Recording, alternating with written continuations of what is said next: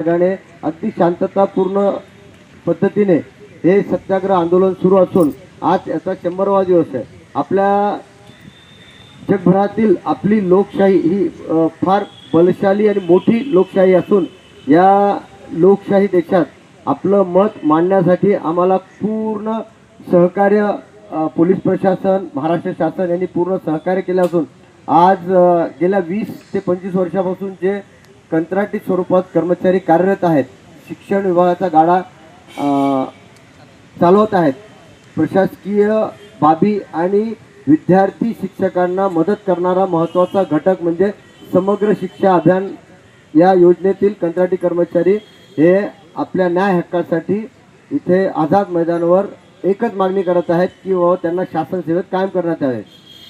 6,600 कर्मचाऱ्यांपैकी मागच्या वर्षी 2024 मध्ये माननीय मुख्यमंत्री, तत्कालीन मुख्यमंत्री श्री एकनाथ शिंदे यांनी 3,103 कर्मचाऱ्यांना शासन सेवेत कायम केले.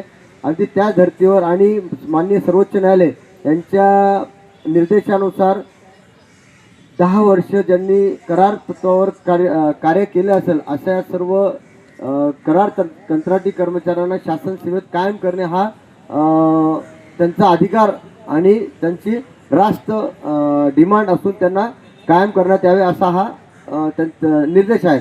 आणि ह्या दोन्ही आधारे आम्ही इथे गेल्या 9 मार्च 2026 पासून इथे सत्याग्रह आंदोलन करत आहोत आणि महाराष्ट्र शासनाने आणि पोलीस प्रशासनाने आम्हाला खूप चांगलं सहकार्य केलेलं आहे. आणि ह्या 100 दिवसामध्ये या शासन सेवेत कायम होण्यासाठी जी प्रक्रिया असते ती अतिशय सकारात्मकपणे चांगली हाताळण्यात आलेली आहे. आणि फक्त आता कॅबिनेटमध्ये हा मुद्दा मांडणे आणि तो आपल्या मंजूर करून घेणे हाच एक भाग राहिलेला आहे. तर माननीय मंत्री महोदय, मुख्यमंत्री आणि कॅबिनेट मंत्री यांची सर्वांची हीच इच्छा आहे की तुम्ही कायम होणार आहात, फक्त थोडा वेळ लागतोय. तर आम्ही ह्या द्वारे सर्व महाराष्ट्रातील जनतेला हे कळवतोय की बाबा आम्ही हे आंदोलन 100वा दिवस असून आम्ही शासन सेवेत कायम झाल्याशिवाय हे आंदोलन सोडणार, थांबवणार नाही. म्हणून अजून एक याद्वारे महाराष्ट्र शासनाला पण विनंती आहे की आपली जी प्रक्रिया आहे ती तात्काळ लवकरात लवकर जलद गतीने पूर्ण करावी व आम्हा सर्वांना न्याय मिळून हे शैक्षणिक वर्ष 2026-27 आता सुरू झालेलं आहे. आज शाळा उघडण्याचा दुसरा दिवस आहे.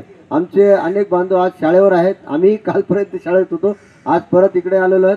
तर लवकरात लवकर ही प्रशासकीय प्रक्रिया पूर्ण करून आम्हाला न्याय द्यावा. जय हिंद.